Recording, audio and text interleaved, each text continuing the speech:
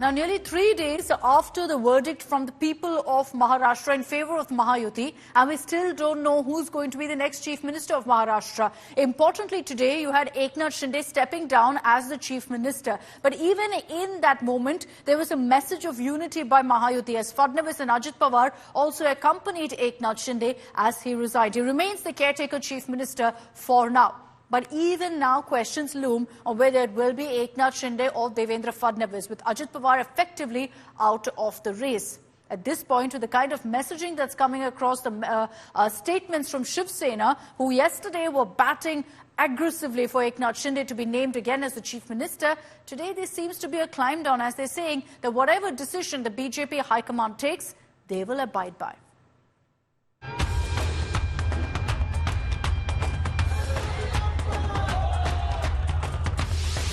कौन बनेगा Maharashtra chief minister? The question remains unanswered even 2 days after the Mahayuti won a landslide victory in the assembly polls. Deputy Chief Minister Devendra Fadnavis, however, appears to be pulling ahead of current Chief Minister Eknath Shinde in the race. After Shiv Sena workers and beneficiaries of welfare schemes like Larki Behin flocked to the Chief Minister's official residence Varsha to show their support, Shinde has urged them to stop the gatherings.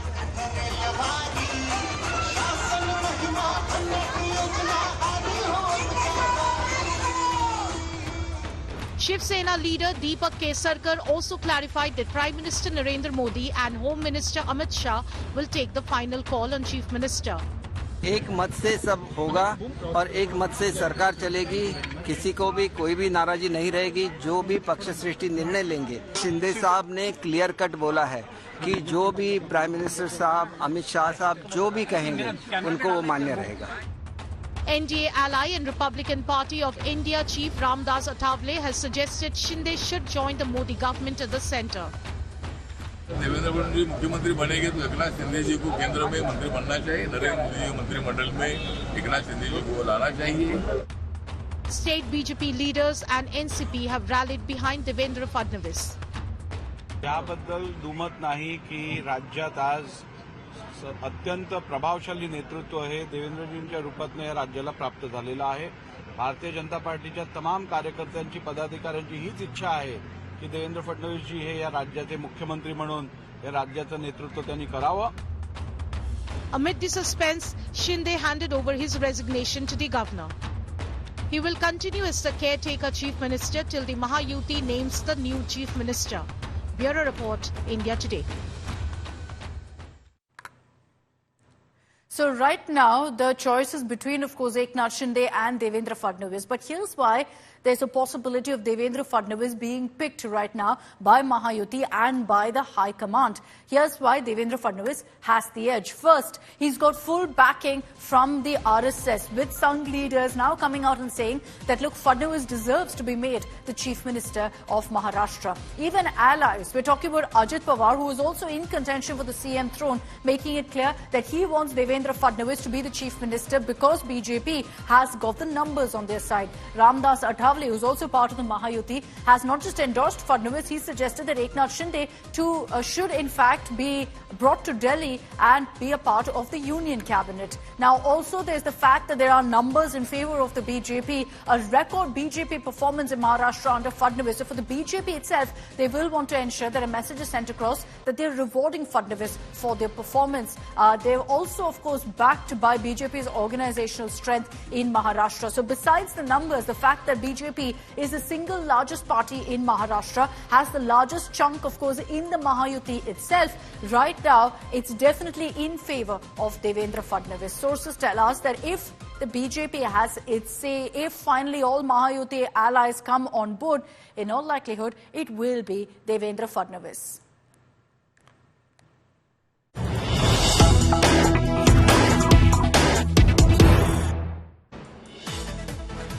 Now, amid questions of how long it's really going to take for an announcement to be made on who will be the Maharashtra Chief Minister, sources telling us here on India Today that BJP will soon decide the names of observers for Maharashtra. This is, of course, the process that we see playing out every single time. The observers' names will be announced in the next 1 to 2 days. and then you will see discussions within the allies. First, of course, the observers will pick who the legislative party leader is for the BJP. But besides that, also there is going to be a discussion before the meeting of the BJP legislature party, where officially the leader is announced. The BJP will decide which party will have the chief minister throne. There will be a discussion with the allies. The only reason that there's still a possibility that Eknath Shinde will be picked and without any sort of chaos or rebellion within the Mahayuti is because of the BMC elections. Otherwise, the BJP will be hoping to ensure that the throne goes to someone from their own party. It could take another 24 hours really for any sort of clarity, but I'd like to bring in Piyush Mishra on this broadcast for more details. Piyush, there has been an inadvertent delay, not caused by any differences, but it looks like the process protocol in these situations and circumstances is being followed. But now there will be pressure on the Mahayuti to come out with a decision, because otherwise it's going to lead to a whole lot of speculation that there is some divide over the CM phase. Well, absolutely, and that is why, Akshita, we are seeing as well there are a series of meetings taking place not only in BJP camp but also in Shiv Sena camp. Remember that sources are telling us Shiv Sena is pushing hard for Eknath Shinde as the next chief minister of Maharashtra, though he has put down his papers because the term of assembly has come to an end and he is going to be caretaker chief minister till the new chief minister is announced. But there's a lot of backing coming in as far as Devendra Fadnavis is concerned from BJP, RSS and various other constituents of Mahayuti, be it about Ramdas Athavale or about NCP's Sharad Pawar. They are coming out in open and supporting Devendra Fadnavis.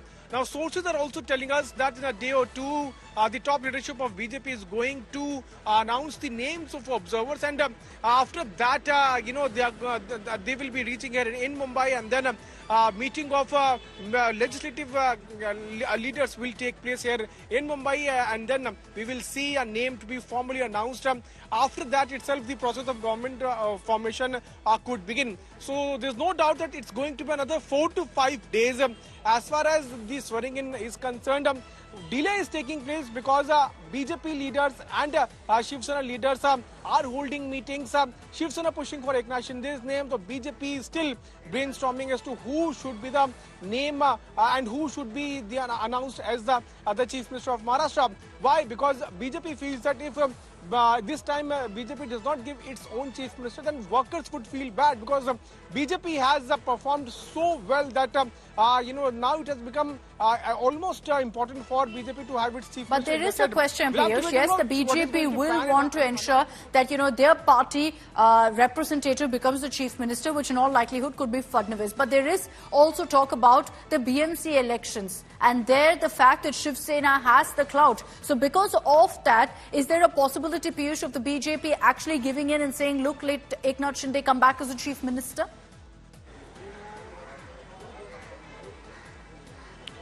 Well, most likely, because BJP does not want any kind of rebellion in Mahayuti, and Eknath Shinde was the face on which the entire Mahayuti has also fought these elections. Not only Ladli Bahin Yojana, but also the consolidation of Maratha voters happened only because the Mahayuti had a Maratha face.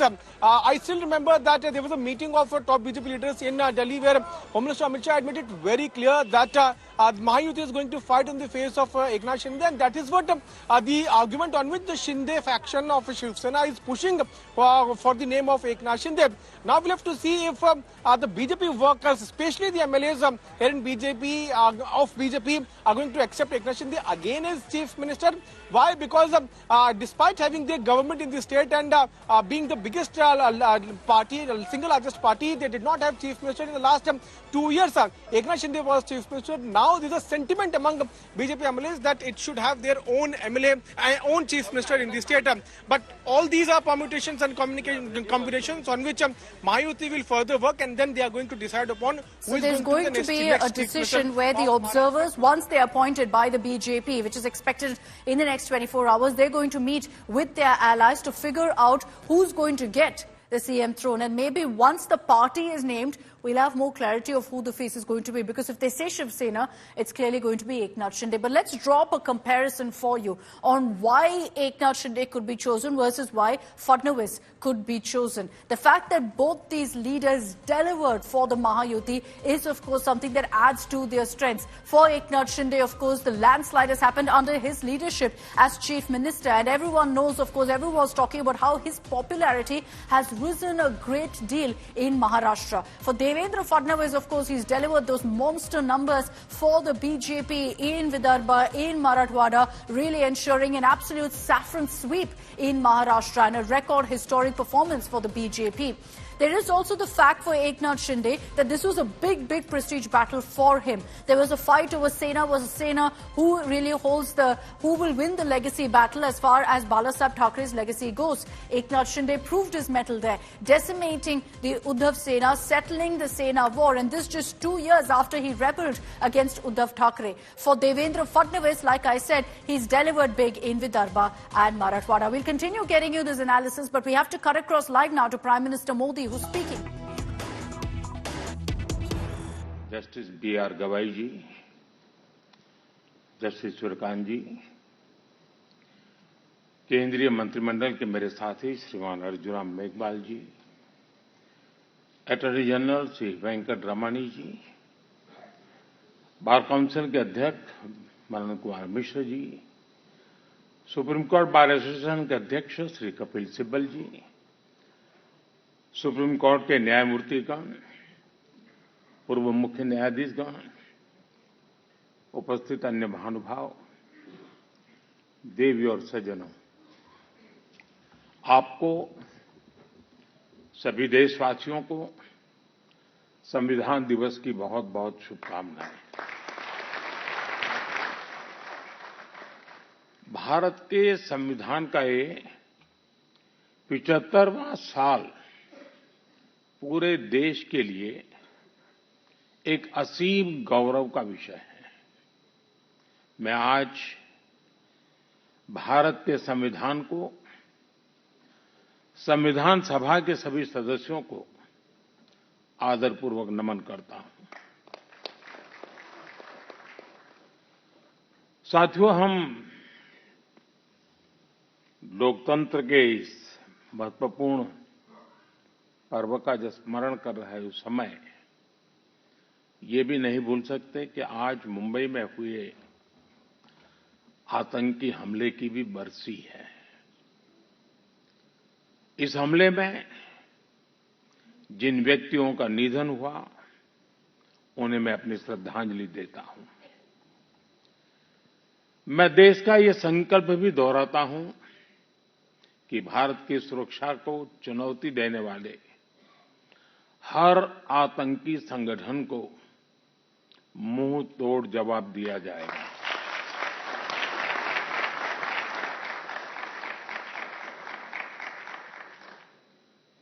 साथियों, संविधान सभा की लंबी बहस के दौरान भारत के गणतांत्रिक भविष्य पर गंभीर चर्चाएं हुई थी। आप सभी उस डिबेट से भलीभांति परिचित हैं और तब बाबा साहब आंबेडकर ने कहा था, constitution is not a mere lawyer's document. It's a spirit, is always the spirit of age. जिस स्पिरिट की बात बाबा साहब कहते थे,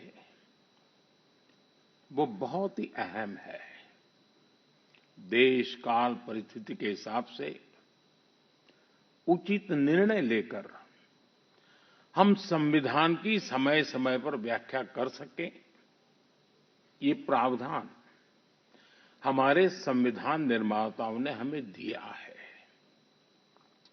हमारे संविधान निर्माता ये जानते थे कि भारत की आकांक्षाएं, भारत के सपने समय के साथ नई ऊंचाई पर पहुंचेंगे।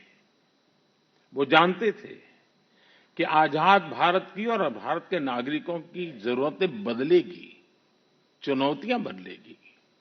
इसलिए उन्होंने हमारे संविधान को महज कानून की एक किताब बनाकर नहीं छोड़ा, बल्कि इसको एक जीवंत, निरंतर प्रवाहमान धारा बनाया।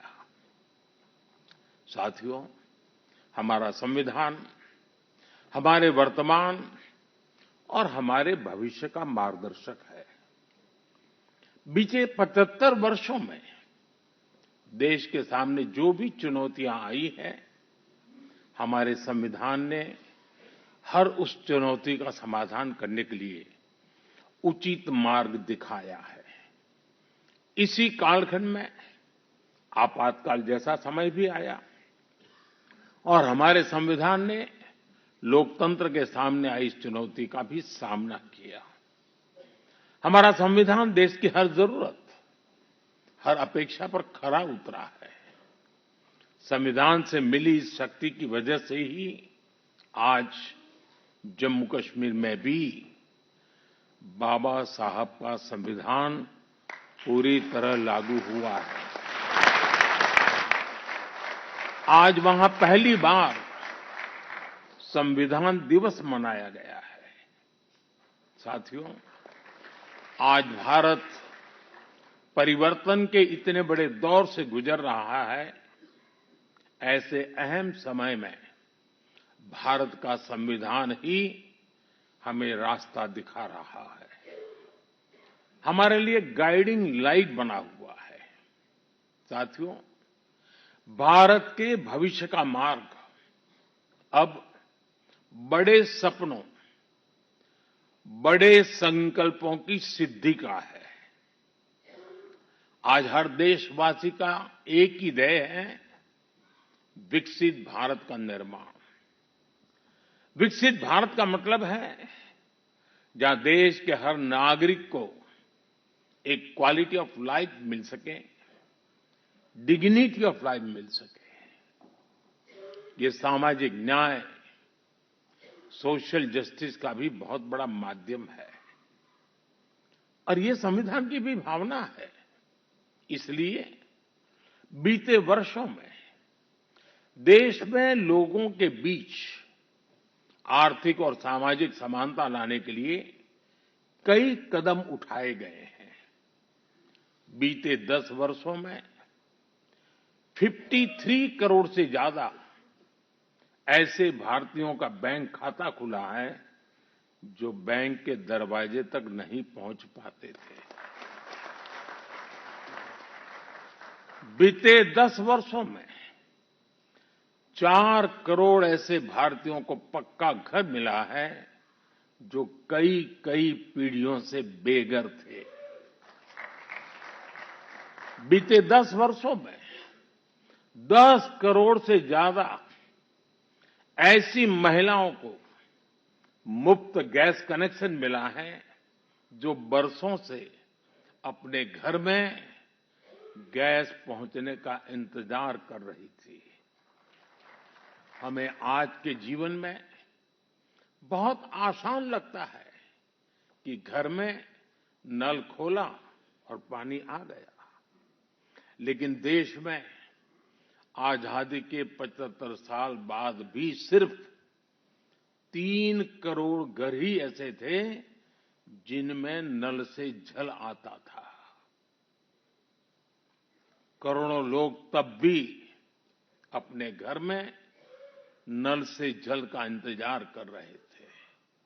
मुझे संतोष है कि हमारी सरकार ने 5-6 साल में 12 करोड़ से ज्यादा घरों को नल से जल देकर नागरिकों का और विशेषकर महिलाओं का जीवन आसान बनाया है। संविधान की भावना को सशक्त किया है। साथियों, आप सभी जानते हैं कि हमारे संविधान की मूल प्रति में भी प्रभु श्री राम, माता सीता, हनुमान जी, भगवान बुद्ध, भगवान महावीर, गुरु गोविंद सिंह जी सभी के चित्र हैं।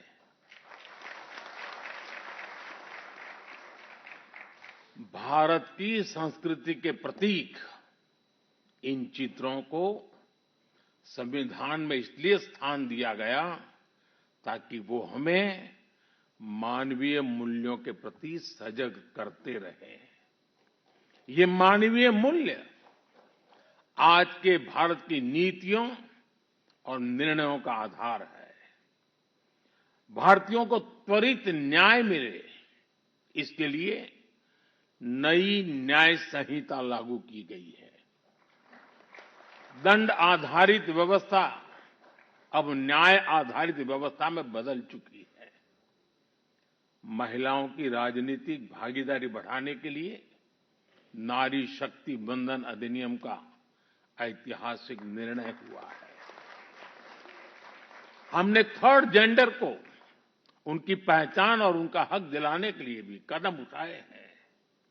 हमने दिव्यांगजनों के जीवन को आसान बनाने के लिए भी व्यवस्थाएं बनाई हैं। साथियों, आज देश का बहुत ज्यादा जोर देश के नागरिकों की ईज ऑफ लिविंग पर है। एक समय था जब पेंशन पाने वाले सीनियर सिटीजन्स को बैंक में जाकर साबित करना होता था कि वो जीवित है। आज सीनियर सिटीजन्स को घर बैठे ही डिजिटल लाइफ सर्टिफिकेट्स की सुविधा मिल रही है। करीब करीब 1.5 करोड़ सीनियर सिटीजन्स अब तक इस सुविधा का लाभ उठा चुके हैं। आज भारत वो देश है जो हर गरीब परिवार को 5 लाख रुपए तक के मुफ्त इलाज की सुविधा देता है। आज भारत वो देश है जो 70 वर्ष से ऊपर के हर बुजुर्ग को फ्री हेल्थ केयर की सुविधा देता है। देश के हजारों जन औषधि केंद्रों पर आज 80% डिस्काउंट पर सस्ती दवाइयां मिल रही हैं। एक समय में हमारे देश में इम्यूनाइजेशन की कवरेज भी 60% से भी कम थी।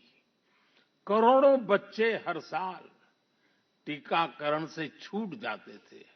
आज मुझे संतोष है कि अब मिशन इंद्रधनुष की वजह से भारत में इम्यूनाइजेशन की कवरेज 100% पहुंच रही है। आज दूर सुदूर के गांवों में भी समय पर बच्चों का टीकाकरण हो पा रहा है। इन प्रयासों ने गरीबों की, मध्यम वर्ग की बहुत बड़ी चिंता कम की है। साथियों, आज देश में कैसे काम हो रहा है उसका एक उदाहरण एस्पिरेशनल डिस्ट्रिक्ट अभियान भी है। देश के 100 से अधिक ऐसे जिले जिन्हें पिछड़ा कहा जाता था, हमने उन्हें एस्पिरेशनल डिस्ट्रिक्ट माना और वहां हर पैरामीटर में विकास की गति तेज की गई है। आज देश के अनेक एस्पिरेशनल डिस्ट्रिक्ट दूसरे जिलों से बहुत बेहतर कर रहे हैं। अब इसी मॉडल के आधार पर हमने एस्पिरेशनल ब्लॉक प्रोग्राम भी शुरू किया है। साथियों, लोगों की रोजमर्रा की जिंदगी से परेशानियां खत्म करने पर भी आज देश का बहुत ज्यादा जोर है। कुछ साल पहले तक भारत में 2.5 करोड़ घर ऐसे थे जो शाम होते ही अंधेरे में डूब जाते थे। उन घरों में बिजली कनेक्शन ही नहीं था। सबको बिजली का मुफ्त कनेक्शन देकर देश ने उनके जीवन को रोशन कर दिया है। बीते वर्षों में दूर सुदूर इलाकों में भी हजारों की संख्या में मोबाइल टावर्स लगाए गए हैं ताकि लोगों को 4G, 5G कनेक्टिविटी मिलती रहे। पहले कभी आप अंडमान या लक्षद्वीप जाते थे तो वहां ब्रॉडबैंड कनेक्टिविटी नहीं मिलती थी। आज अंडर वाटर ऑप्टिकल फाइबर ने ऐसे द्वीपों तक भी अच्छी स्पीड वाला इंटरनेट पहुंचा दिया है। हमारे यहां गांव के घरों, गांव की जमीन से जुड़े कितने विवाद होते रहे हैं, ये भी हम भली भांति जानते हैं। पूरी दुनिया में विकसित देशों के सामने भी लैंड रिकॉर्ड एक बहुत बड़ा चैलेंज रहा है, लेकिन आज का भारत इसमें भी लीड ले रहा है। पीएम स्वामित्व योजना के तहत आज गांव के घरों की ड्रोन मैपिंग की जा रही है और लीगल डॉक्यूमेंट इश्यू किए जा रहे हैं। साथियों, देश के विकास के लिए आधुनिक इंफ्रास्ट्रक्चर का तेज निर्माण भी उतना ही जरूरी है। इंफ्रास्ट्रक्चर के प्रोजेक्ट समय पर पूरे होने से देश का धन भी बचता है और प्रोजेक्ट भी, उसकी उपयोगिता भी बहुत बढ़ जाती है। इसी सोच के साथ प्रगति नाम से एक प्लेटफॉर्म बनाया गया है, जिसमें इंफ्रा प्रोजेक्ट्स का रेगुलर रिव्यू होता है और इनमें से कुछ प्रोजेक्ट्स तो ऐसे होते जो 30, 40 साल से पेंडिंग थे। मैं खुद इसकी मीटिंग्स को चेयर करता हूं। आपको जानकर अच्छा लगेगा कि अभी तक 18 लाख करोड़ रुपए के ऐसे प्रोजेक्ट्स को रिव्यू करके उनके सामने की अड़चनों को दूर किया जा चुका है। समय पर पूरे हो रहे प्रोजेक्ट्स लोगों के जीवन पर बहुत सकारात्मक प्रभाव डाल रहे हैं। देश में हो रहे ये प्रयास देश की प्रगति को भी गति दे रहे हैं और संविधान की मूल भावना को भी सशक्त कर रहे हैं। साथियों, मैं अपनी बात डॉक्टर राजेंद्र प्रसाद जी के शब्दों के साथ समाप्त करना चाहूंगा। 26 नवंबर आज के ही दिन 1949 में संविधान सभा में अपने समापन भाषण में डॉक्टर राजेंद्र प्रसाद जी ने कहा था, भारत को आज ईमानदार लोगों के एक समूह से ज्यादा कुछ नहीं चाहिए, जो अपने हितों से आगे देश का हित रखेंगे। नेशन फर्स्ट, राष्ट्र सर्वप्रथम की यही भावना भारत के संविधान को आने वाली कई सदियों तक जीवंत बनाए रखेगी। मैं संविधान ने मुझे जो काम दिया है, मैंने उसी मर्यादा में रहने का प्रयास किया है। मैंने कोई एंक्रोचमेंट की कोशिश नहीं की है, क्योंकि संविधान ने मुझे वो काम कहा, इसलिए मैंने अपनी मर्यादाओं को संभालते हुए अपनी बात को रखा है। यहां तो इशारा ही करना होता है, ज्यादा कुछ कहने की जरूरत नहीं होती है। बहुत बहुत धन्यवाद।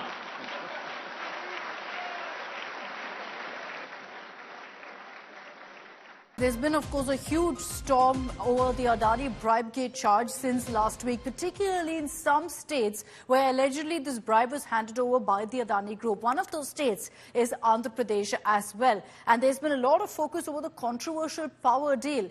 Telangana yesterday rejected Adani's 100 crore fund.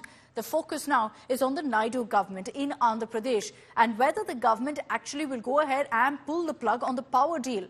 That's triggered a political storm in Andhra Pradesh. Remember, it was the erstwhile Jagan government that's been accused of taking bribes from the Adani group. The Naidu government has confirmed that at this point they're looking into the power deal and all internal files are being scrutinized to take a final call on whether that deal can actually be scrapped. This was signed, remember, back in 2021.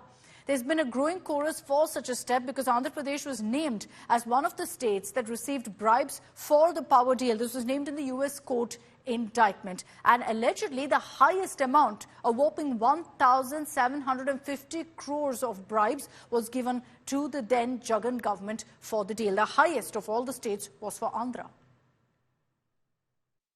The earlier Jagan Mohan Reddy government has done a lot of mischief in terms of this particular contract itself. So we are trying to get into the details of it. Inquiry in the sense of, we are trying to look into all the documents and see where things have gone wrong, if they have gone wrong, if I quote it very clearly. So if anything has gone wrong, definitely we'll even not think about cancelling that particular agreement also. We have nothing against Adani, nor nothing in favor of Adani or anybody else for that matter. Our government is committed to the welfare of the people and our government is committed for the economic sustainability of the state also. BJP doesn't carry anyone's brief. We are sure that whatever is reality should come out. It has been the habit of Congress party for the public gallery, they speak something else, and behind the public they do something else. The Telangana government might have surrendered their 100 crores, but who knows what has happened behind the screen. So therefore the Congress can't be believed.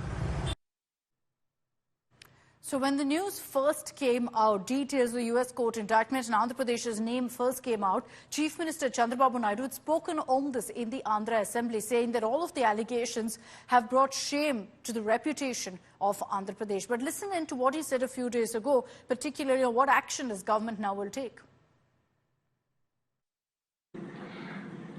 ఏ విషయమైతే ఈరోజు వచ్చిన విషయం ఆంధ్రప్రదేశ్ ప్రతిష్ట brand కూడా దెబ్బతినే విధంగా ప్రవర్తించారు.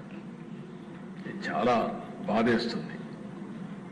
ఇంటేనే చాలా బాధాకరంగా మనం ఏ విధంగా చెప్పుకోగలుగుతాం అనే పరిస్థితి వస్తుంది. ఇంకా వాస్తవాలను రావాల్సిన అవసరం ఉంది. ప్రభుత్వం కూడా ఆలోచిస్తున్నాం. వాస్తవాలన్నీ వచ్చిన తర్వాత ఎప్పటికప్పుడు అవన్నీ కూడా అధ్యయనం చేసుకొని ఏం చేయాలో చేస్తూనే మళ్ళా మీకు ఇన్ఫార్మ్ చేస్తాం. ఏ ప్రభుత్వం అయినా ప్రజలకు జవాబుదారీతనంగా ఉండాలి. ఎవరు తప్పు చేసినా వాళ్ళ మీద యాక్షన్ తీసుకునే పరిస్థితి ఉంటేనే ఇంకొకరు ఇలాంటి తప్పులు చేయకుండా భయపడే పరిస్థితి వస్తుంది.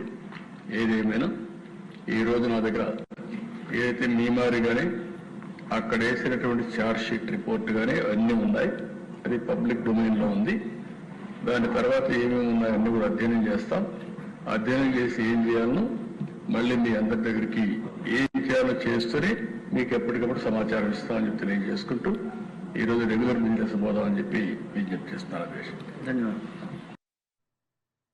So the reason also that everyone's talking about whether the Andhra government will actually crack down and whether there's a possibility even for the power deal to be scrapped is because yesterday you had Telangana Chief Minister Revanth Reddy rejecting the Adani Group's 100 crore fund for the Young India Skills University. Circumstances, of course, are a little different because the Congress has been firing on all cylinders at Adani, and every single time they were countered with a question, but what about the Telangana government that's accepted funds from the Adani Group? It was in those circumstances that the Telangana Chief Minister yesterday announced that no, we're rejecting those funds.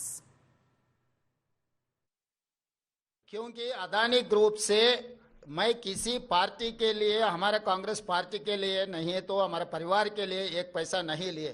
CSR corporate social responsibility funds हम अदानी से 100 crore in principle we have taken a letter.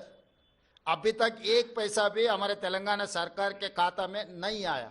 कुछ कम 3 लाख करोड़ रुपए budget है तेलंगाना राज्य के, तो उसमें 100 करोड़ रुपए के लिए हम लोग इतना अलिगेशंस फेस करने का जरूरत नहीं है. तो कंट्रोवर्सी से दूर रहने के लिए हमारे राज्य सरकार ने ये निर्णय लिया हुआ है. हमारे ऊपर कोई किसी ने दबावट करने वाले नहीं है. किसी ने दबावट किए तो हम लोग सुनने वाले भी नहीं है. 12,400 करोड़ जो MOUs तेलंगाना गवर्नमेंट ने साइन किया. पहली बात तो मैं रेवंत रेड्डी जी से पूछना चाहता हूं, आपको कब अंदाजा हुआ और कब पता चला कि अदानी सही आदमी नहीं है, जबकि आपके लीडर राहुल गांधी जी 10 साल से हर जगह गला फाड़ फाड़ के बोल रहे हैं कि अदानी फ्रॉड है. तो अदानी के साथ MOU करने की क्या जरूरत थी, पहली बात. और दूसरी बात, क्या 100 करोड़ वापस देने से पूरे आपके जितने मिस्टेक्स हैं, जितने आपकी गलतियां हैं, सबके सब खत्म हो जाएंगे? 12,400 करोड़ का आपने MOU किया उनके साथ, और किस किस चीज में किया? आपने MOU किया उनके साथ पंप स्टोरेज यूनिट लगाने का 5,000 करोड़ का. आज तक तेलंगाना में कोई पॉलिसी है ही नहीं पंप स्टोरेज के लिए.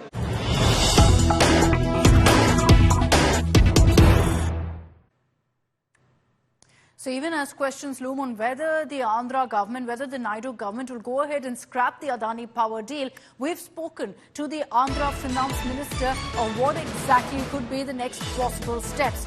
And the finance minister has confirmed to us that yes, they're looking into all possibilities, but there will be no knee-jerk decision or reaction. And the final decision will be taken by Chief Minister Chandrababu Naidu. Listen in to the finance minister. State Telangana, how they had withdrawn, they had denied receiving 100 crores donation, any kind of things, because we recently signed. There cannot be a knee-jerk reactions. there cannot be a knee-jerk reactions. So the Honorable Chief Minister has made a categorical statement in the Assembly which speaks very well as to what the state process is, and the state continues to, that is the state policy as such.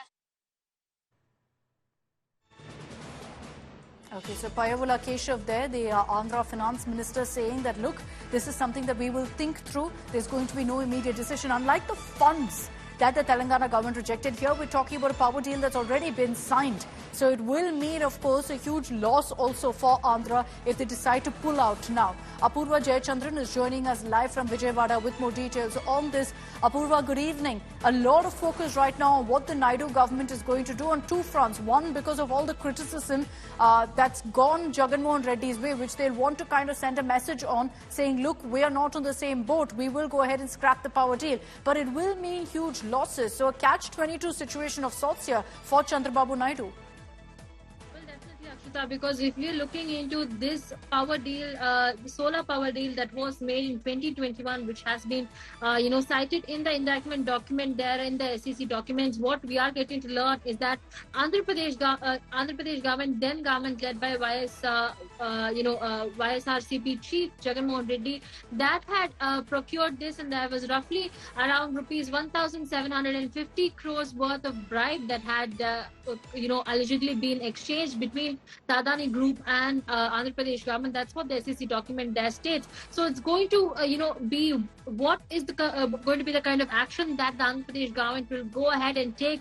Will they cancel out the deal just like their neighboring Telugu state, Telangana had done, Mr. Revanth Reddy had done, but also, it's also going to be what kind of action it's going to be taken, whether there are top names that are going to be involved. Remember, the SEC document stated there was a highly placed foreign official #1. So that's the person that the Andhra Pradesh government is primarily looking to get into. Who is that official, between whom these exchanges and these talks had taken place, the agreement in question had taken place. So that's also something what they are looking into. But on the other side, the Andhra Pradesh government has to be very careful on what are going to be the measures that they're going to take.